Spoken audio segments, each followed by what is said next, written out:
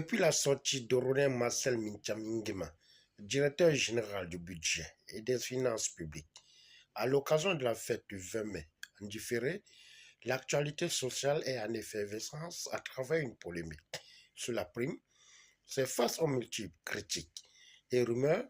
que le syndicat des régies financières et administrations assimilées, INFA, a fait une sortie lors d'une déclaration le jeudi 30 mai 2024 à Libreville. Syndical des régies financières et administrations assimilées, IRFA. Déclaration. L'intersyndicale des régies financières et administrations assimilées porte à la connaissance de l'opinion nationale et internationale qu'elle est partie prenante à sa demande aux travaux actuellement en cours à la primature, dans le cadre de la commission interministérielle portant dialogue social inclusif, administration et organisation syndicale des régies financières et administration assimilée, présidée par le Premier ministre, chef du gouvernement de la transition. À cet effet,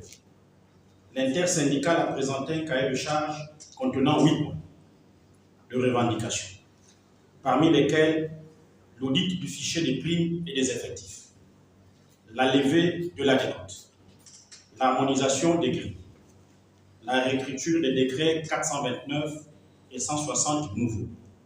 la régularisation des situations administratives, etc. À ce titre, l'intersyndicale note des avancées significatives dans les travaux en cours à la primature, notamment sur le lancement imminent de l'audit, dont l'issue mettrait un terme aux inégalités observées actuellement dans sa rétribution. De même que la situation persistante de la décote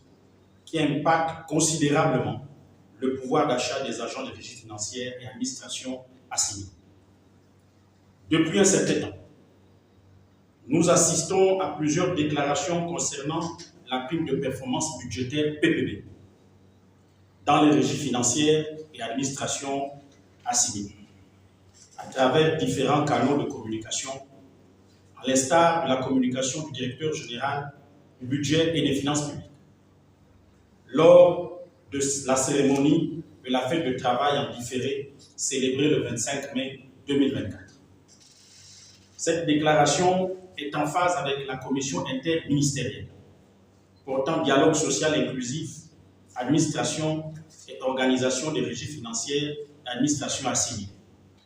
lequel se penche sur la question des primes à relever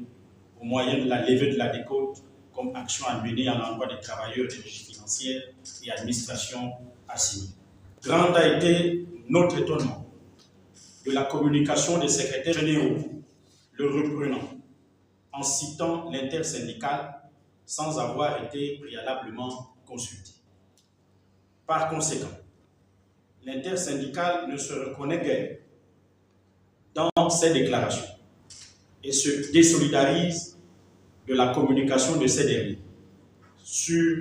car la seule commission interministérielle est l'organe habilité à se prononcer à cet effet. Enfin, l'intersyndicale des régies financières et administrations assimilées appelle l'ensemble de ses adhérents et sympathisants à la vigilance et à la sérénité quant à l'issue finale des conclusions des travaux en commission interministérielle portant dialogue social inclusif, administration, partenaires sociaux. Je vous remercie. Le syndicat des régies financières et administrations assimilées ont tiré sur les secrétaires généraux des critiques et attaques contre le directeur général du budget et des finances publiques sont motivées par la manipulation politique, raison pour laquelle cette déclaration devant la presse avait pour but de clarifier les choses.